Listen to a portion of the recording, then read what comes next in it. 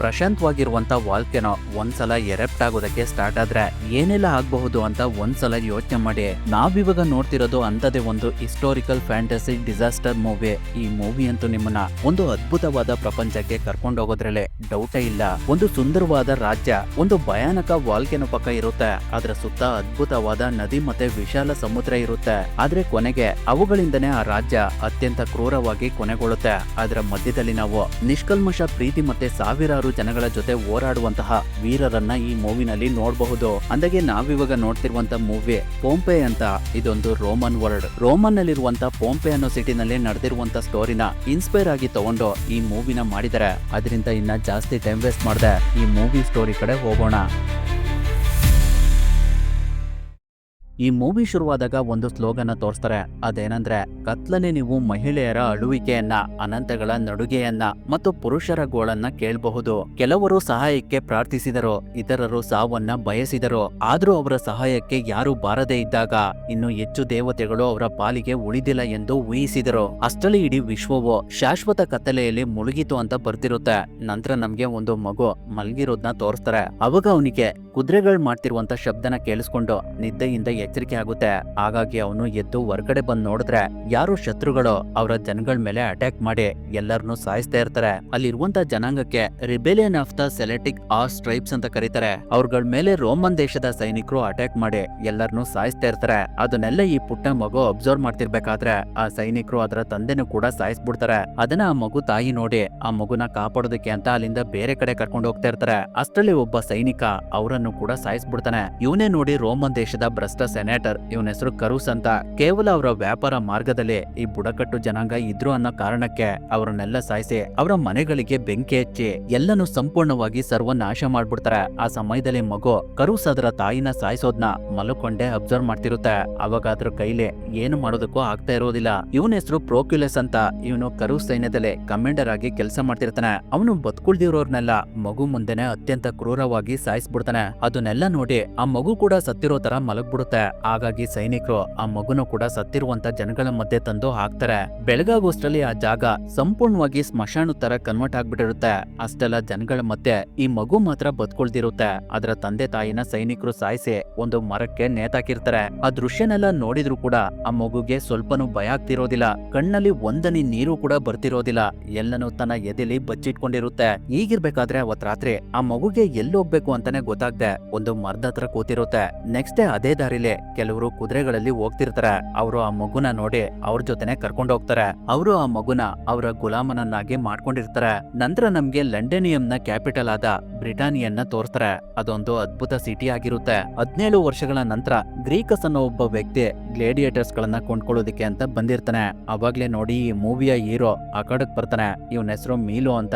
ಇವನು ಬೇರೆ ಯಾರು ಅಲ್ಲ, 17 ವರ್ಷಗಳ ಹಿಂದೆ ಕಣ್ಮುಂದೆನೆ ತನ್ನ ತಂದೆ ತಾಯಿನ ಕಳ್ಕೊಂಡಂತ ನತದೃಷ್ಟ. ಇವಾಗ ಇವನು ಎಷ್ಟು ಶಕ್ತಿಶಾಲಿ ಆಗಿರ್ತಾನೆ ಅಂದ್ರೆ ಕೆಲವೇ ನಿಮಿಷಗಳಲ್ಲಿ ಅವನು ಅಲ್ಲಿದ್ದಂತಹ ಎಲ್ಲ ಸೈನಿಕರನ್ನ ಸಾಯಿಸಿ ಅಲ್ಲಿಂದ ವಾಪಸ್ ಒಳಗಡೆ ಹೋಗ್ತಾನೆ. ನಂತರ ನಮ್ಗೆ ಪಾಂಪೆ ಸಿಟಿಯಲ್ಲಿ ಇರುವಂತಹ ವಾಲ್ಕೆನೋನ ತೋರಿಸ್ತಾರೆ. ಅದ್ರ ಪಕ್ಕನೆ ಪಾಂಪೆ ಸಿಟಿ ಇರುತ್ತೆ. ಅಲ್ಲಿಗೆ ಗ್ರೀಕಸ್ ಎಲ್ಲಾ ಕಡೆ ಕೊಂಡ್ಕೊಂಡಿರುವಂತ ಗ್ಲಾಡಿಯೇಟರ್ಸ್ ಗಳನ್ನ ಕರ್ಕೊಂಡು ಹೋಗ್ತಾ ಇರ್ತಾನೆ. ಅದು ಯಾಕೆ ಅಂತ ನಮ್ಗೆ ಮುಂದೆ ಹೋಗ್ತಾ ಹೋಗ್ತಾ ಗೊತ್ತಾಗುತ್ತೆ. ಅದೇ ಸಮಯಕ್ಕೆ ಅಲ್ಲಿಗೆ ಪಾಂಪೆ ಸಿಟಿಯ ಮಹಾರಾಜನ ಮಗಳಾದ ಕ್ಯಾಸಿಯಾ ಬರ್ತಾಳೆ. ಅದರಿಂದ ಸೈನಿಕರು ಗ್ಲಾಡಿಯೇಟರ್ಸ್ ಗಳನ್ನ ಸೈಡಿಗೆ ತಳ್ಳಿ ಅವಳಿಗೆ ದಾರಿ ಮಾಡ್ಕೊಡ್ತಾ ಇರ್ತಾರೆ. ಇವಳೇ ನೋಡಿ ಕ್ಯಾಸಿಯಾ ರೋಮನ್ ನಲ್ಲಿ ತನ್ನ ವಿದ್ಯಾಭ್ಯಾಸನ ಮುಗಿಸ್ಕೊಂಡು ಅವಾಗ ತಾನೆ ತನ್ನ ಅರಮನೆಗೆ ಹಿಂದಿರುಗ್ತಾ ಇರ್ತಾಳೆ. ಆ ಟೈಮ್ ನಲ್ಲಿ ಅವಳು ಹೋಗ್ತಿದ್ದಂತ ರಥ ಒಂದು ಗುಂಡಿ ಒಳಗಡೆ ಕೂತ್ಕೊಂಡು ಕುದುರೆ ಜಾರಿ ಕೆಳಗಡೆ ಬಿದ್ಬಿಡುತ್ತೆ. ಅದನ್ನ ನೋಡಿ ಮೀಲೋ ಬೆಲೆಟರ್ಗೆ ಆ ಕುದುರೆಗೆ ತುಂಬಾ ನೋವಾಗ್ತಿದೆ, ಅದಕ್ಕೆ ನಾನು ಸಹಾಯ ಮಾಡ್ಬೇಕು, ನನ್ನನ್ನ ರಿಲೀಸ್ ಮಾಡಿ ಅಂತ ಕೇಳ್ತಾನೆ. ಆದ್ರೆ ಅದಕ್ಕೆ ಬೆಲೆಟರ್ ಒಪ್ತಾ ಇರೋದಿಲ್ಲ. ಅವಾಗ ಕ್ಯಾಸಿಯಾ ಅವನನ್ನ ರಿಲೀಸ್ ಮಾಡಿ ಅಂತ ಹೇಳ್ತಾಳೆ. ಅದರಿಂದ ಬೆಲೆಟರ್ ಅವನನ್ನ ರಿಲೀಸ್ ಮಾಡ್ತಾನೆ. ಅವಾಗ ಮೀಲೋ ಆ ಕುದುರೆ ಹತ್ರ ಬಂದು ಅದ್ರ ಜೊತೆ ಕಮ್ಯುನಿಕೇಟ್ ಮಾಡಿ ಇದು ಯಾವುದೇ ಕಾರಣಕ್ಕೂ ಬದುಕೋದಿಲ್ಲ ಅಂತ ಹೇಳಿ ಆ ಕುದುರೆನ ಅವನೇ ಸಾಯಿಸ್ಬಿಡ್ತಾನೆ. ಅದಾದ್ಮೇಲೆ ಎಲ್ಲರೂ ಸೇರಿ ರಥನ ಮೇಲ್ಗಡೆ ಎತ್ತುತ್ತಾರೆ. ಹಾಗಾಗಿ ಕ್ಯಾಸಿಯಾ ಅವಳ ಅರಮನೆ ಕಡೆ ಹೋಗ್ತಾ ಇರ್ತಾಳೆ. ಆ ಸಮಯದಲ್ಲಿ ಅವಳ ಸೇವಕಳಾದ ಅರಿಯಾಡ್ನಿ, ನೀನು ಇದುವರೆಗೂ ಆ ಗುಲಾಮನನ್ನ ನೋಡ್ದ ಹಾಗೆ ಯಾರನ್ನು ಕೂಡ ನೋಡಿರ್ಲಿಲ್ಲ ಅಂತ ಕೇಳ್ತಾಳೆ. ಅದಕ್ಕೆ ಕ್ಯಾಸಿಯಾ, ಅಂತ ಶಕ್ತಿಶಾಲಿ ಮನುಷ್ಯನನ್ನ ನಾನು ಇದುವರೆಗೂ ನೋಡೇ ಇರ್ಲಿಲ್ಲ ಅಂತ ಹೇಳ್ತಿರ್ತಾಳೆ. ಅವಳಿಗೆ ಒಳೊಳಗೆನೆ ಮೀಲೋ ಮೇಲೆ ಕ್ರಶ್ ಆಗ್ಬಿಟ್ಟಿರುತ್ತೆ. ಸ್ವಲ್ಪ ಸಮಯದ ನಂತರ ಅವರುಗಳು ಪಾಂಪೆ ಸಿಟಿನ ತಲುಪ್ತಾರೆ. ಆ ಟೈಮ್ ನಲ್ಲಿ ಅಲ್ಲಿ ವಿನೇಲಿಯಾ ಅನ್ನೋ ಫೆಸ್ಟಿವಲ್ ನಡೀತಾ ಇರುತ್ತೆ. ಪಾಂಪೆ ಸಿಟಿ ತುಂಬಾನೇ ಸುಂದರವಾಗಿರುತ್ತೆ. ಅಲ್ಲಿರುವಂತ ಜನಗಳು ಕೂಡ ತುಂಬಾ ನೆಮ್ಮದಿಯಿಂದ ಬದುಕ್ತಾ ಇರ್ತಾರೆ. ಫೆಸ್ಟಿವಲ್ ನಡೀತಿರೋದ್ರಿಂದ ಎಲ್ಲ ಕಡೆ ರೋಡ್ ಬ್ಲಾಕ್ ಆಗಿರ್ತವೆ. ಹಾಗಾಗಿ ಕ್ಯಾಸಿಯಾ ಮತ್ತೆ ಅವಳ ಸೇವಕಿ ಇಬ್ರು ನಡ್ಕೊಂಡೆ ಅರಮನೆ ಹತ್ರ ಹೋಗ್ತಿರ್ತಾರೆ. ಇದೇ ನೋಡಿ ಕ್ಯಾಸಿಯಾ ತಂದೆ ತಾಯಿ ಇರುವಂತ ಅರಮನೆ. ಕ್ಯಾಸಿಯಾನ ನೋಡಿ ಅವಳ ತಂದೆ ತಾಯಿ ತುಂಬಾನೇ ಖುಷಿ ಪಡ್ತಿರ್ತಾರೆ. ಅವಳ ತಾಯಿ ಹೆಸರು ಔರೇಲಿ ಅಂತ, ಹಾಗೆ ಅವಳ ತಂದೆ ಹೆಸರು ಸೆವೆರಸ್ ಅಂತ. ಹೀಗಿರ್ಬೇಕಾದ್ರೆ ಬೆಲೆಟರ್ ಎಲ್ಲ ಗ್ಲಾಡಿಯೇಟರ್ ಗಳನ್ನ ಪಾಂಪಿ ಸಿಟಿ ಒಳಗಡೆ ಕರ್ಕೊಂಡ್ ಬಂದು ಅವರ ಕಾರಾಗೃಹದಲ್ಲಿ ಬಂಧಿಸ್ತಾ ಇರ್ತಾನೆ. ವಿನೇಲಿಯಾ ಫೆಸ್ಟಿವಲ್ ನಲ್ಲಿ ನಡೆಯುವಂತಹ ಅಖಾಡಕ್ಕೋಸ್ಕರ ಅವ್ರಗಳನ್ನ ಅಲ್ಲಿ ಕರ್ಕೊಂಡ್ ಬಂದಿರ್ತಾರೆ. ಕ್ಯಾಸಿಯಾ ಒಂದು ಕುದುರೆನ ತುಂಬಾ ಇಷ್ಟಪಟ್ಟು ಸಾಕ್ತಾ ಇರ್ತಾಳೆ. ಅದ್ರ ಹೆಸರು ವೀರಸ್ ಅಂತ. ಅದನ್ನ ಫೀಲಿಕ್ಸ್ ನೋಡ್ಕೊಳ್ತಾ ಇರ್ತಾನೆ. ಅವನು ಕ್ಯಾಸಿಯಾಗೆ ನಾಳೆನೆ ನೀವು ವೀರಸ್ ಜೊತೆ ಹೊರ್ಗಡೆ ಹೋಗಿ ಸಿಟಿ ಎಲ್ಲ ನೋಡ್ಕೊಂಡ್ ಬರ್ಬಹುದು, ನಾನು ಇವಾಗ್ಲೇ ಇದನ್ನ ಹೊರ್ಗಡೆ ಕರ್ಕೊಂಡು ಹೋಗಿ ಸ್ವಲ್ಪ ಟ್ರೈನಿಂಗ್ ಕೊಡ್ತೀನಿ ಅಂತ ಹೇಳ್ತಿರ್ತಾನೆ. ಈಗಿರ್ಬೇಕಾದ್ರೆ ಈ ಕಡೆ ಥ್ರಾಸಿಯನ್ ಸ್ವಲ್ಪ ಜನನ ಕರ್ಕೊಂಡು ಮೀಲ ಮೇಲೆ ಅಟ್ಯಾಕ್ ಮಾಡೋದಕ್ಕೆ ಅಂತ ಬರ್ತಾನೆ. ಅವರು ಮೀಲೋನ ಕಲ್ಟ್ ಅಂತ ಕರೀತಾ ಇರ್ತಾರೆ. ಆದ್ರೆ ಮೀಲೋ ಅವ್ರಗಳಿಗೆಲ್ಲ ಸಖತ್ತಾಗಿ ಹೊಡೆದು ಥ್ರಾಸಿಯಾಗಿ ಸರಿಯಾಗಿ ಬಿಡ್ತಾ ಇರ್ತಾನೆ. ಅಷ್ಟರಲ್ಲಿ ಅಲ್ಲಿಗೆ ಬೆಲೆಟರ್ ಬಂದು ಅವರ ಜಗಳನ್ನ ಸ್ಟಾಪ್ ಮಾಡಿ ಮೀಲೋನ ಒಂದು ಸೆಲ್ ಒಳಗಡೆ ಹಾಕ್ತಾನೆ. ಅದೇ ಸೆಲ್ ನಲ್ಲಿ ಇನ್ನೊಬ್ಬ ಗ್ಲಾಡಿಯೇಟರ್ ಇರ್ತಾನೆ. ಅವನ ಹೆಸರು ಆಟಿಕಸ್ ಅಂತ. ಅವನು ಮೀಲೋ ಫೈಟ್ ನ ನೋಡಿ ಅಪ್ರಿಶಿಯೇಟ್ ಮಾಡ್ತಾ ಇರ್ತಾನೆ. ಇದೇ ನೋಡಿ ಪಾಂಪಿ ಸಿಟಿ ಹತ್ರ ಇರುವಂತ ಭಯಾನಕ ವಾಲ್ಕೆನೋ. ಫೀಲೆಕ್ಸ್ ಆ ವಾಲ್ಕೆನ್ ಹತ್ರ ಇರುವಂತ ಒಂದು ನದಿ ಹತ್ರ ವೀರಸ್ ನ ಕರ್ಕೊಂಡ್ ಬಂದು ಅದಕ್ಕೆ ದಾವಾಗಿದ್ರೆ ನೀರ್ ಕುಡಿ ಅಂತ ಹೇಳ್ತಿರ್ತಾನೆ. ಆದ್ರೆ ವೀರಸ್ ಮಾತ್ರ ಆ ನದಿ ಹತ್ರ ಹೋಗ್ತಿರೋದಿಲ್ಲ.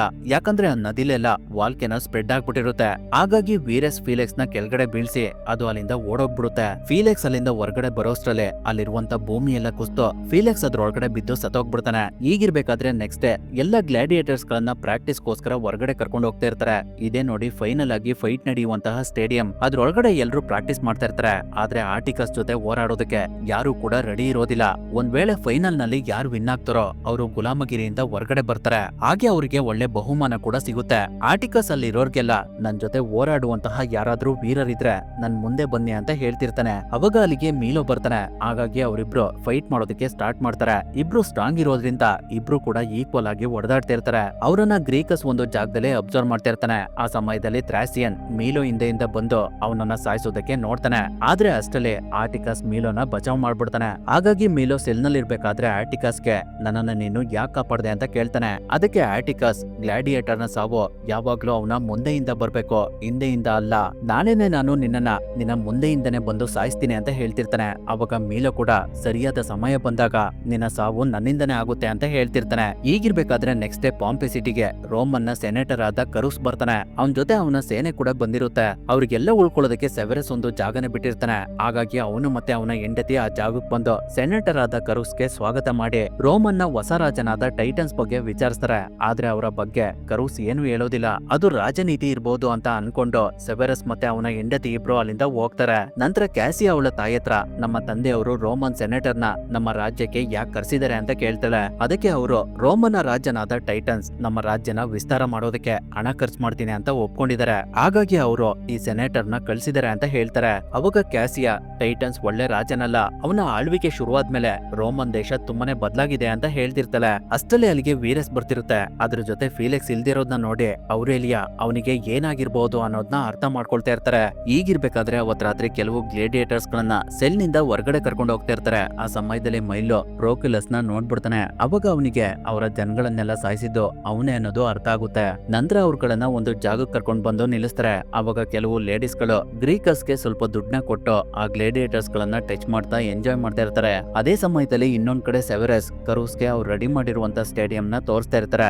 ನಂತರ ಸೆವೆರಸ್ ಕ್ಯಾಸಿಯನ್ನ ಕರುಸ್ಗೆ ಪರಿಚಯ ಮಾಡೋದಕ್ಕೆ ಅಂತ ಕರ್ಕೊಂಡ್ ಬರ್ತಾನೆ. ಆದ್ರೆ ಕ್ಯಾಸಿಯಾಗೆ ಕರುಸ್ ಮೊದ್ಲೇ ಪರಿಚಯ ಇರ್ತಾನೆ. ಹಾಗಾಗಿ ಕರುಸ್ ಸೆವೆರಸ್ಗೆ ನೀವು ಸ್ವಲ್ಪ ಹೊರಗಡೆ ಇರಿ, ನಾನ್ ಸ್ವಲ್ಪ ನಿಮ್ಮ ಮಗಳ ಜೊತೆ ಮಾತಾಡ್ಬೇಕು ಅಂತ ಹೇಳ್ತಾನೆ. ನಂತರ ಕರುಸ್ ಕ್ಯಾಸಿಯಾಗೆ ನಿನ್ನಂತ ಸುಂದರಿ ಈ ಕಾಡ್ ಪ್ರದೇಶದಲ್ಲಿ ಏನ್ ಮಾಡ್ತೀಯಾ, ನನ್ ಜೊತೆ ಬಾ, ನಾನ್ ನಿನ್ನ ಮದುವೆ ಆಗಿ ನನ್ನ ನಗರದಲ್ಲಿ ರಾಣಿ ತರ ನೋಡ್ಕೊಳ್ತೀನಿ ಅಂತ ಹೇಳ್ತಾನೆ. ಆದ್ರೆ ಅದಕ್ಕೆ ಕ್ಯಾಸಿಯಾ ಒಪ್ಪೋದಿಲ್ಲ. ನನ್ ಬಗ್ಗೆ ನೀವು ಯಾವತ್ತೂ ಆ ರೀತಿ ಯೋಚನೆ ಮಾಡ್ಬೇಡಿ ಅಂತ ಹೇಳಿ ಅವಳು ಅಲ್ಲಿಂದ ಹೋಗ್ತಾಳೆ. ಅದೇ ಸಮಯದಲ್ಲಿ ವಾಲ್ಕೆನೋ ಇಂದ ಅರ್ಕ್ವೇಕ್ ಆಗೋದಕ್ಕೆ ಸ್ಟಾರ್ಟ್ ಆಗುತ್ತೆ. ಅದರಿಂದ ವೀರಸ್ ತುಂಬಾ ಗಾಬರಿಯಿಂದ ವರ್ತಿಸ್ತಾ ಇರುತ್ತೆ. ಅದನ್ನ ನೋಡಿ ಕ್ಯಾಸಿಯಾ ಬೆಲೆಟರ್ಗೆ ಇವನನ್ನ ನನ್ ಜೊತೆ ಕರ್ಕೊಂಡ್ ಬನ್ನಿ ಅಂತ ಮೀಲನ ತೋರ್ಸಿ ಅವಳು ಕುದುರೆ ಇರುವಂತಹ ಜಾಗಕ್ಕೆ ಬರ್ತಾಳೆ. ಹಾಗಾಗಿ ಬೆಲೆಟರ್ ಮೀಲನ ಅವಳು ಹಿಂದೆನೆ ಕರ್ಕೊಂಡ್ ಬರ್ತಾನೆ. ಅವಾಗ ಕ್ಯಾಸಿಯಾ ಮೀಲೋಗೆ ವೀರಸ್ಗೆ ಗಾಯ ಆಗೋಷ್ಟ್ರಲ್ಲೇ ನೀನು ಅವನನ್ನ ಸಮಾಧಾನ ಮಾಡು ಅಂತ ಹೇಳ್ತಾಳೆ. ಅದರಿಂದ ಮೀಲೋ ಒಬ್ನೇ ವೀರಸ್ ಹತ್ರ ಬಂದು ಕೂಲಾಗಿ ಅದ್ರ ಜೊತೆ ಕಮ್ಯುನಿಕೇಟ್ ಮಾಡಿ ಅದನ್ನ ಸಮಾಧಾನ ಮಾಡಿ ಅದ್ರ ಮೇಲ್ಗಡೆ ಎತ್ತಿ ಕೂತ್ಕೊಳ್ತಾನೆ. ಸ್ವಲ್ಪ ಸಮಯದ ನಂತರ ಅಲ್ಲಿಗೆ ಕ್ಯಾಸಿಯಾ ಕೂಡ ಬಂದು ಇದನ್ನ ನೀನು ಹೇಗ್ ಸಮಾಧಾನ ಮಾಡ್ದೆ, ನಿನ್ಗೆ ಕುದುರೆ ಓಡಿಸೋದಕ್ಕೂ ಕೂಡ ಬರುತ್ತಾ ಅಂತ ಕೇಳ್ತಾಳೆ. ಅದಕ್ಕೆ ಮೀಲೋ ನಾನು ಚಿಕ್ಕವನಿದ್ದಾಗ್ಲೇ ಕುದುರೆಗಳನ್ನ ಓಡಿಸ್ತಾ ಹೇಳ್ತಾ ಇದ್ದೆ, ಅವಾಗ್ಲಿಂದಾನೇ ನನಗೆ ಕುದುರೆಗಳಂದ್ರೆ ತುಂಬಾನೇ ಇಷ್ಟ. ಅವುಗಳ ಜೊತೆ ನಾನು ಕಮ್ಯುನಿಕೇಟ್ ಕೂಡ ಮಾಡ್ತೀನಿ. ಅದೇ ರೀತಿ ನಾನು ಈ ಕುದುರೆನೂ ಕೂಡ ಸಮಾಧಾನ ಮಾಡಿದೆ ಅಂತ ಹೇಳಿ ರೋಮನ್ನರು ನನ್ನ ಪೂರ್ತಿ ಫ್ಯಾಮಿಲಿನ ಸಾಯಿಸಿದ್ರು ಅಂತ ಹೇಳ್ತಾನೆ. ಆ ಮಾತನ್ನ ಕೇಳಿ ಕ್ಯಾಸಿಯಾಗೆ ತುಂಬಾನೇ ಬೇಜಾರಾಗ್ತಿರುತ್ತೆ. ಅವಾಗ ಅವಳು ಮೀಲೋಗೆ ನನಗೂ ಕುದುರೆ ಓಡ್ಸೋದ್ನ ಹೇಳ್ಕೊಡ್ತೀಯಾ ಅಂತ ಕೇಳ್ತಾಳೆ. ಹಾಗಾಗಿ ಮೀಲೋ ಕ್ಯಾಸಿಯನ ಕುದುರೆ ಮೇಲ್ಗಡೆ ಕೂರ್ಸ್ಕೊಂಡು ಅಲ್ಲಿಂದ ಹೊರಗಡೆ ಹೋಗ್ಬಿಡ್ತಾನೆ. ಕೊನೆಗೆ ಅವನು ಕ್ಯಾಸಿಯನ್ನ ಪಾಂಪಿ ಸಿಟಿಯಿಂದ ದೂರ ಕರ್ಕೊಂಡು ಬಂದ್ಬಿಡ್ತಾನೆ. ಸೈನಿಕರು ಕೂಡ ಅವ್ರ ಹಿಂದೆನೆ ಹೋಗ್ತಿರ್ತಾರೆ. ಅವರನ್ನ ನೋಡಿ ಕ್ಯಾಸಿಯ ನನ್ನನ್ನ ಇಲ್ಲೇ ಬಿಟ್ಟು ನೀನು ಇಲ್ಲಿಂದ ಹೋಗು ಅಂತ ಹೇಳ್ತಾಳೆ. ಆದ್ರೆ ಮೀಲು ಹಾಗ್ ಮಾಡೋದಿಲ್ಲ. ಅವನು ಕ್ಯಾಸಿಯನ್ನ ವಾಪಸ್ ಅರಮನೆ ಹತ್ರ ಕರ್ಕೊಂಡ್ ಬರ್ತಾನೆ. ಅವಾಗ ಕರುಸ್ ತುಂಬಾ ಕೋಪದಿಂದ ಮೀಲೋನ ಸಾಯಿಸೋದಕ್ಕೆ ಅಂತ ಬರ್ತಿರ್ತಾನೆ. ಅವನನ್ನ ನೋಡಿ ಕ್ಯಾಸಿಯ ಇದು ಇವನ್ ತಪ್ಪಲ್ಲ, ಕುದುರೆನೆ ನಮ್ಮನ್ನ ಎತ್ಕೊಂಡು ಓಡೋಯ್ತು ಅಂತ ಹೇಳ್ತಾಳೆ. ಆ ಸಮಯದಲ್ಲಿ ಕರುಸ್ನ ಮೀಲ ನೋಡಿ ಅವನಿಗೆ ಹಳೇದೆಲ್ಲ ನೆನ್ಪಾಗ್ಬಿಡುತ್ತೆ. ಅವನ ತಂದೆ ತಾಯಿನ ಸಾಯಿಸಿದ್ದು ಇವನೇ ಅನ್ನೋದು ಅವನಿಗೆ ಗೊತ್ತಾಗ್ಬಿಡುತ್ತೆ. ಅಷ್ಟಲ್ಲಿ ಕರುಸ್ ಗ್ರೀಕಸ್ನ ಕರೆದು ಇವನಿಗೆ ಏನ್ ಶಿಕ್ಷೆ ಕೊಡ್ತೀರಾ ಅಂತ ನೀವೇ ಡಿಸೈಡ್ ಮಾಡಿ ಅಂತ ಹೇಳಿ ಅವನು ಅಲ್ಲಿಂದ ಹೋಗ್ತಾನೆ. ಅವಾಗ ಗ್ರೀಕಸ್ ಮೀಲೋನ ಒಂದ್ ಕಡೆ ಕಟಾಕಿ ಅವನಿಗೆ ಚಾಟಿಯಿಂದ 15 ಚಡಿ ಏಟ್ಗಳನ್ನ ಹೊಡೀರಿ ಅಂತ ಹೇಳ್ತಾನೆ. ಅದನ್ನ ನೋಡಿ ಕ್ಯಾಸಿಯಾಗಿ ತುಂಬಾನೇ ಬೇಜಾರಾಗ್ತಿರುತ್ತೆ. ಅದೆಲ್ಲ ಕುತಂತ್ರ ಕರುಸ್ತೆ ಅಂತ ಅವಳಿಗೆ ತುಂಬಾನೇ ಚೆನ್ನಾಗ್ ಗೊತ್ತಿರುತ್ತೆ. ಅವಳು ರೋಮನ್ ನಲ್ಲಿ ಇರ್ಬೇಕಾದ್ರೆ ಕರುಸ್ ಮತ್ತೆ ಕ್ಯಾಸಿಯಾ ಇಬ್ರು ಒಂದೇ ಬಿಲ್ಡಿಂಗ್ ನಲ್ಲಿ ಇರ್ತಾರೆ. ಅವಾಗಿಂದನು ಕ್ಯಾಸಿಯಾಗೆ ಕರುಸ್ನ ಕಂಡ್ರೆ ಸ್ವಲ್ಪನೂ ಇಷ್ಟ ಇರೋದಿಲ್ಲ. ಈಗಿರ್ಬೇಕಾದ್ರೆ ಮೀಲೋ ಆಟಿಕಸ್ ಹತ್ರ ಇವತ್ತು ನಾನು ನನ್ನ ಫ್ಯಾಮಿಲಿನ ಕೊಂದಂತ ಕ್ರೂರಿನ ನೋಡ್ದೆ, ಅವನನ್ನ ಸಾಯಿಸೋದಕ್ಕೆ ಅಂತಾನೆ ಆ ದೇವ್ರು ನನ್ನನ್ನ ಇಲ್ಲಿವರೆಗೂ ಬದುಕಿಸಿದಾನೆ ಅಂತ ಹೇಳ್ತಾನೆ. ಅವಾಗ ಆಟಿಕಸ್ ಕೂಡ 20 ವರ್ಷಗಳ ಹಿಂದೆ ಈ ರೋಮನ್ನರು ನನ್ನ ಫ್ಯಾಮಿಲಿನ ನಾಶ ಮಾಡಿದ್ರು, ಆದ್ರೆ ಅವರ ಮುಖಚರಿ ನನಗೆ ಸರಿಯಾಗಿ ನೆನ್ಪಿಲ್ಲ. ಒಂದಲ್ಲ ಒಂದಿನ ಆ ದೇವ್ರು ನನಗೆ ಅವರನ್ನ ಭೇಟಿ ಮಾಡಿಸ್ತಾರೆ ಅಂತ ಹೇಳ್ತಿರ್ತಾನೆ. ಅದಾದ್ಮೇಲೆ ನೆಕ್ಸ್ಟ್ ಡೇನೆ ಗ್ಲಾಡಿಯೇಟರ್ ಗಳ ಕಾದಾಟ ಇರುತ್ತೆ. ಹಾಗಾಗಿ ಎಲ್ಲ ಜನಗಳು ಸ್ಟೇಡಿಯಂ ಹತ್ರ ಬರ್ತಿರ್ತಾರೆ. ಗ್ಲಾಡಿಯೇಟರ್ ಗಳ ಪರ್ಫಾರ್ಮೆನ್ಸ್ ನೋಡೋದಕ್ಕೆ ಕರುಸ್ ಮತ್ತೆ ಕ್ಯಾಸಿಯಾ ಫ್ಯಾಮಿಲಿ ಕೂಡ ರೆಡಿ ಆಗಿರ್ತಾರೆ. ಆದ್ರೆ ಕ್ಯಾಸಿಯಾಗೆ ಆ ಗೇಮ್ ಸ್ವಲ್ಪನೂ ಇಷ್ಟ ಇರೋದಿಲ್ಲ. ಆ ಸಮಯದಲ್ಲಿ ಕೆಲವು ಗ್ಲಾಡಿಯೇಟರ್ಸ್ ಗಳನ್ನ ಮೈದಾನದೊಳಗಡೆ ಕರ್ಕೊಂಡು ಬಂದು ಚೈನ್ ಗಳಿಂದ ಅವ್ರಗಳನ್ನ ಲಾಕ್ ಮಾಡಿ ಅವ್ರಗಳಿಗೆ ಕೆಲವು ಆಯುಧಗಳನ್ನ ಕೊಡ್ತಾರೆ. ನಂತರ ರೋಮನ್ ಸೈನಿಕರು ಅವ್ರಗಳ ಮೇಲೆ ಅಟ್ಯಾಕ್ ಮಾಡೋದಕ್ಕೆ ಸ್ಟಾರ್ಟ್ ಮಾಡ್ತಾರೆ. ಅದರಲ್ಲಿ ಒಂದಿಷ್ಟು ಜನ ಗ್ಲಾಡಿಯೇಟರ್ಸ್ ಗಳು ಕೂಡ ಇರ್ತಾರೆ. ಆ ಸಮಯದಲ್ಲಿ ಗ್ಲಾಡಿಯೇಟರ್ಸ್ ಗಳು ರೋಮನ್ ಸೈನಿಕರನ್ನ ಒಬ್ಬೊಬ್ಬರನ್ನಾಗಿ ಸಾಯಿಸ್ತಾ ಇರ್ತಾರೆ. ರೋಮನ್ ಸೈನಿಕರು ಕೂಡ ಕೆಲವು ಗ್ಲಾಡಿಯೇಟರ್ಸ್ ಗಳನ್ನ ಸಾಯಿಸ್ಬಿಡ್ತಾರೆ. ಆ ಟೈಮ್ ನಲ್ಲಿ ಕರುಸ್ ಕ್ಯಾಸಿಯಾ ಮೀಲೋನ ಅಬ್ಸರ್ವ್ ಮಾಡ್ತಿರೋದನ್ನ ನೋಡಿ ನಿನಗೆ ಆ ಗುಲಾಮ ಏನಾಗ್ಬೇಕು, ನಿನಗ್ ಗೊತ್ತಿದ್ಯಾ, ನಿನ್ ತಂದೆ ನಮ್ಮಿಬ್ರು ಮದ್ವೆಗೆ ಒಪ್ಪಿದ್ದಾರೆ ಅಂತ ಹೇಳ್ತಾನೆ. ಆ ಮಾತನ್ನ ಸೆವೆರಸ್ ಕೇಳಿಸ್ಕೊಂಡು ನಾನು ಆ ರೀತಿ ಯಾವುದೇ ಕಾರಣಕ್ಕೂ ಹೇಳಿಲ್ಲ ಅಂತ ಹೇಳ್ತಾರೆ. ಅವಾಗ ಕರುಸ್ ನಿಮ್ಗೆ ಈ ಮದ್ವೆ ಇಷ್ಟ ಇಲ್ಲ ಅಂದ್ರೆ ನಾನು ರಾಜ ಟೈಟನ್ಸ್ಗೆ ಸೆವೆರಸ್ ನಿಮ್ಮ ಆಡಳಿತ ಸಾಮರ್ಥ್ಯದ ಬಗ್ಗೆ ಪ್ರಶ್ನೆ ಮಾಡ್ತಿದ್ದಾರೆ ಅಂತ ಸುಳ್ಳು ಹೇಳ್ತೀನಿ. ಅವಾಗ ಅವರು ನಿಮ್ಮನ್ನ ಈ ನಗರದ ಗೋಡೆಗಳ ಮೇಲೆ ನೇತಾಕ್ತಾರೆ ಅಂತ ಹೇಳ್ತಾನೆ. ಈಗಿರ್ಬೇಕಾದ್ರೆ ಈ ಕಡೆ ಆಟಿಕಸ್ಗೆ ಅವರನ್ನ ಬಂಧಿಸಿರೋದು ಸಿಮೆಂಟ್ ಕಂಬದಿಂದ ಅಲ್ಲ ಅನ್ನೋದು ಗೊತ್ತಾಗ್ಬಿಡುತ್ತೆ. ಹಾಗಾಗಿ ಅವನು ಅವನ ಹತ್ರ ಮೀಲುನ ಕರೆದು ಆ ಕಂಬನ ಹೊಡೆದಾಕೋಕೆ ಶುರು ಮಾಡ್ತಾನೆ. ಮೀಲು ಅಲ್ಲಿಗೆ ಬರ್ತಿರುವಂತ ಸೈನಿಕರುಗಳನ್ನೆಲ್ಲ ಅವಾಯ್ಡ್ ಮಾಡ್ತಿರ್ತಾನೆ. ಹಾಗಾಗಿ ಕೆಲವೇ ಕ್ಷಣಗಳಲ್ಲಿ ಆಟಿಕಸ್ ಆ ಕಂಬನ ಹೊಡೆದಾಕಿ ಕೆಳಗಡೆ ಬೀಳಿಸ್ಬಿಡ್ತಾನೆ. ನಂತರ ಅವ್ರುಗಳು ಉಳಿದಿರುವಂತ ಸೈನಿಕರನ್ನೆಲ್ಲ ಸಾಯಿಸ್ಬಿಡ್ತಾರೆ. ಆ ಸಮಯನ ಯೂಸ್ ಮಾಡ್ಕೊಂಡು ಥ್ರೇಸಿಯನ್ ಮೀಲೋ ಮೇಲೆ ಅಟ್ಯಾಕ್ ಮಾಡೋದಕ್ಕೆ ಅಂತ ಬರ್ತಾನೆ. ಆದ್ರೆ ಮೀಲೋ ಅವನನ್ನ ಕೆಲವೇ ಸೆಕೆಂಡ್ ಗಳಲ್ಲಿ ಸಾಯಿಸ್ಬಿಡ್ತಾನೆ. ಅದಾದ್ಮೇಲೆ ಅವನು ಒಂದು ಕೋಲನ್ನ ಕರುಸ್ ಕಡೆ ಎಸಿತಾನೆ. ಆದ್ರೆ ಅದು ಅವನಿಗೆ ತಗ್ಲೋಷ್ಟ್ರಲ್ಲೇ ಪ್ರೋಕುಲಸ್ ಅದನ್ನ ತಡಿತಾನೆ. ಅವಾಗ ಕರುಸ್ ಅವನಿಗೆ ಬೇಗ ನಮ್ಮ ಎಲ್ಲ ಸೈನಿಕರನ್ನ ಮೈದಾನದೊಳಗಡೆ ಕಳಿಸು ಅಂತ ಆದೇಶ ಮಾಡ್ತಾನೆ. ಅದರಿಂದ ಸೈನಿಕರೆಲ್ಲ ಮೈದಾನದೊಳಗಡೆ ಬಂದು ಮೀಲೋ ಮತ್ತೆ ಆಟಿಕಸ್ ಮೇಲೆ ಬಾಣಗಳನ್ನ ಬಿಡೋದಕ್ಕೆ ರೆಡಿ ಆಗ್ತಾರೆ. ಆದ್ರೆ ಅವರನ್ನ ಕ್ಯಾಸಿಯಾ ತಡಿತಾಳೆ. ಅದನ್ನ ನೋಡಿ ಸೆನೇಟರ್ ಪ್ರೋಕ್ಯುಲಸ್ಗೆ ಇವಳನ್ನ ಅರಮನೆ ಒಳಗಡೆ ಬಂಧಿಸಿ ಅಂತ ಹೇಳಿ ಅವಳನ್ನ ಅಲ್ಲಿಂದ ಕಳಿಸ್ಕೊಡ್ತಾನೆ. ಆ ಸಮಯದಲ್ಲಿ ಕ್ಯಾಸಿಯಾ ತಂದೆ ತಾಯಿಗೆ ಏನು ಮಾಡೋದಕ್ಕೆ ಆಗ್ತಾ ಇರೋದಿಲ್ಲ. ನಂತರ ಅವನು ಆಟಿಕಸ್ ನ ಒಳಗಡೆ ಕಳಿಸಿ ಪ್ರೋಕ್ಯುಲಸ್ ನ ಮೀಲೋ ಮೇಲೆ ಯುದ್ಧ ಮಾಡೋದಕ್ಕೆ ಅಂತ ಮೈದಾನದೊಳಗಡೆ ಕಳಿಸ್ತಾನೆ. ಹಾಗಾಗಿ ಅವರಿಬ್ರು ಯುದ್ಧ ಮಾಡೋದಕ್ಕೆ ಸ್ಟಾರ್ಟ್ ಮಾಡ್ತಾರೆ. ತುಂಬಾ ಸಮಯ ಅವರಿಬ್ರು ಮಧ್ಯೆ ಯುದ್ಧ ನಡೆಯುತ್ತೆ. ಆ ಸಮಯದಲ್ಲಿ ಪ್ರೋಕ್ಯುಲಸ್ ಮೀಲೋ ಕತ್ತಿನ ಅರ್ಧಕ್ಕೆನೆ ಮುರಿದಾಕಿ ಅವನಿಗೆ ಮತ್ತೆ ಯುದ್ಧ ಮಾಡೋದಕ್ಕೆ ಬೇರೆ ಕತ್ತಿನ ಕೊಡ್ತಾನೆ. ಆದ್ರೆ ಆ ಕತ್ತಿ ಅಷ್ಟೇನು ಸ್ಟ್ರಾಂಗ್ ಇಲ್ಲ ಅನ್ನೋದು ಮೀಲೋಗೆ ಅರ್ಥ ಆಗುತ್ತೆ. ಆದ್ರೂ ಅವನು ಪ್ರೋಕ್ಯುಲಸ್ಗೆ ಒಳ್ಳೆ ಫೈಟ್ ಕೊಡ್ತಿರ್ತಾನೆ. ಆ ಸಮಯದಲ್ಲಿ ಇದ್ದಕ್ಕಿದ್ದಾಗೆ ಅಲ್ಲಿ ಅರ್ಥಕ್ವೇಕ್ ಆಗೋದಕ್ಕೆ ಸ್ಟಾರ್ಟ್ ಆಗ್ಬಿಡುತ್ತೆ. ಯಾಕಂದ್ರೆ ವಾಲ್ಕೆನೋ ಬೃಹದಾಕಾರದಲ್ಲಿ ಎರೆಪ್ಟ್ ಆಗೋದಕ್ಕೆ ಸ್ಟಾರ್ಟ್ ಆಗ್ಬಿಡುತ್ತೆ. ಅದರಿಂದ ಸ್ಟೇಡಿಯಂ ಎಲ್ಲ ಅರ್ಧಕ್ಕರ್ಧ ಕೊಲಾಪ್ಸ್ ಆಗ್ತಿರುತ್ತೆ. ಆ ಸಮಯದಲ್ಲಿ ಸ್ಟೇಡಿಯಂ ಮೇಲ್ಗಡೆ ನೆರಳಿಗೋಸ್ಕರ ಕಟ್ಟಿರುವಂತ ಮರುದಿಮ್ಮೆಗಳೆಲ್ಲ ಹಸ್ಕೊಂಡು ಕ್ಯಾಸಿಯಾ ತಂದೆ ತಾಯಿ ಮತ್ತೆ ಸೆನೆಟರ್ ಇರುವಂತಹ ಜಾಗಕ್ಕೆ ಬಿದ್ದ್ಬಿಡ್ತವೆ.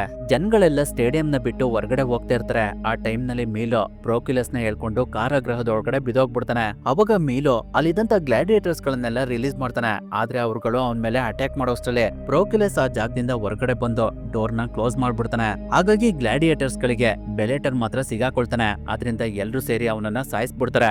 ಈಗಿರ್ಬೇಕಾದ್ರೆ ಈ ಕಡೆ ಸೆವೆರಸ್ ಇನ್ನು ಬದುಕಿರ್ತಾನೆ. ಅವನು ಮೇಲ್ಗಡೆ ಎದ್ದು ಔರೇಲಿ ಹತ್ರ ಬಂದಾಗ ಅವಳು ಕೂಡ ಇನ್ನು ಬದುಕಿರ್ತಾಳೆ. ಅವಳು ಸೆವೆರಸ್ಗೆ ಕರುಸ್ನ ಸಾಯಿಸ್ಬಿಡು ಅಂತ ಹೇಳ್ತಿರ್ತಾಳೆ. ಹಾಗಾಗಿ ಸೆವೆರಸ್ ಒಂದು ಕತ್ತಿನ ತಗೊಂಡು ಕರುಸ್ನ ಸಾಯಿಸೋದಕ್ಕೆ ಅಂತ ಬಂದಾಗ ಅವನಿಗೆ ಎಚ್ಚರಿಕೆ ಆಗ್ಬಿಡುತ್ತೆ. ಅದರಿಂದ ಅವನು ಸೆವೆರಸ್ ವೀರಸ್ನ ಸಾಯಿಸಿ ಅಲ್ಲಿಂದ ಹೋಗೋದಕ್ಕೆ ಅಂತ ಸಮುದ್ರದ ಕಡೆ ಹೊರಡ್ತಾನೆ. ಆದ್ರೆ ಕ್ಯಾಸಿಯ ತಂದೆ ತಾಯಿಗಳು ಅಲ್ಲೇ ಉಳ್ಕೊಳ್ತಾರೆ. ಅಷ್ಟರಲ್ಲಿ ವಾಲ್ಕೆನೋ ಇನ್ನೂ ತುಂಬಾ ಎರೆಪ್ಟ್ ಆಗೋದಕ್ಕೆ ಸ್ಟಾರ್ಟ್ ಆಗ್ಬಿಡುತ್ತೆ. ಅದನ್ನ ನೋಡೋದಕ್ಕೆ ಅಂತ ಮೀಲೋ ಮತ್ತೆ ಆಟಿಕಸ್ ಇಬ್ರು ಮೈದಾನದೊಳಗಡೆ ಬಂದಾಗ ಎಲ್ಲ ಕಡೆ ವಾಲ್ಕೆನೋ ಸ್ಮೋಕ್ ಸ್ಪ್ರೆಡ್ ಆಗಿ ಅಲ್ಲಿ ಕತ್ಲಾವರ್ಸ್ಕೊಂಡ್ಬಿಡುತ್ತೆ. ಅವರನ್ನ ನೋಡಿ ಕ್ಯಾಸಿಯ ತಾಯಿ ನನ್ಗೆ ಸಹಾಯ ಮಾಡಿ ಅಂತ ಕೂಗ್ತಾ ಇರ್ತಾರೆ. ಹಾಗಾಗಿ ಮೀಲೋ ಅವರಿಗೆ ಸಹಾಯ ಮಾಡೋದಕ್ಕೆ ಅಂತ ಹೋಗ್ತಾನೆ. ಅವಾಗ ಅವರು ಅವನಿಗೆ ನೀನು ಆದಷ್ಟು ಬೇಗ ಅರಮನೆ ಹತ್ರ ಹೋಗಿ ಕ್ಯಾಸಿಯನ್ನ ಬಚಾವ್ ಮಾಡು ಅಂತ ಹೇಳಿ ಅವರು ಸತ್ತೋಗ್ಬಿಡ್ತಾರೆ. ಅಷ್ಟೊತ್ತಿಗೆ ವಾಲ್ಕೆನೋ ಇಂದ ಫೈರ್ ಬಾಲ್ಸ್ ಗಳು ಬಂದು ಪಾಂಪೆ ಸಿಟಿ ಒಳಗಡೆ ಬೀಳೋದಕ್ಕೆ ಸ್ಟಾರ್ಟ್ ಆಗ್ತವೆ. ಅದರಿಂದ ಪಾಂಪೆ ಸಿಟಿ ಎಲ್ಲ ಸರ್ವನಾಶ ಆಗ್ತಿರುತ್ತೆ. ಆದ್ರೂ ಕೂಡ ಮೀಲೋ ಆಟಿಕಸ್ಗೆ ನಾನು ಕ್ಯಾಸಿ ಹತ್ರ ಹೋಗ್ತಿದ್ದೀನಿ, ನೀನು ನಿನ್ನ ಬೇಟೆನ ಹುಡುಕಿ ಕೊಲ್ಲು ಅಂತ ಹೇಳಿ ಅವನು ಕ್ಯಾಸಿಯೇ ಇರುವಂತಹ ಅರಮನೆ ಕಡೆ ಹೋಗ್ತಾ ಇರ್ತಾನೆ. ಆ ಅರಮನೆ ವಾಲ್ಕೆನೋ ಪಕ್ಕನೆ ಇರುತ್ತೆ. ಅಲ್ಲೂ ಕೂಡ ತುಂಬಾ ಫೈರ್ ಬಾಲ್ಸ್ ಗಳು ಬೀಳ್ತಿರ್ತವೆ. ಅದರಿಂದ ಅಲ್ಲಿರುವಂತ ರೋಮನ್ ಸೈನಿಕರೆಲ್ಲ ಅರಮನೆಯನ್ನ ಬಿಟ್ಟು ಹೊರಗಡೆ ಹೋಗ್ತಾ ಇರ್ತಾರೆ. ಅವರು ಕ್ಯಾಸಿಯನ್ನ ಒಂದು ರೂಮ್ ಒಳಗಡೆ ಕೂಡಾಕಿರ್ತಾರೆ. ಅದರಿಂದ ಅರಿಯಾಡ್ನಿಗೆ ಅವಳನ್ನ ಹೊರಗಡೆ ಕರ್ಕೊಂಡ್ ಬರೋದಕ್ಕೆ ಆಗ್ತಿರೋದಿಲ್ಲ.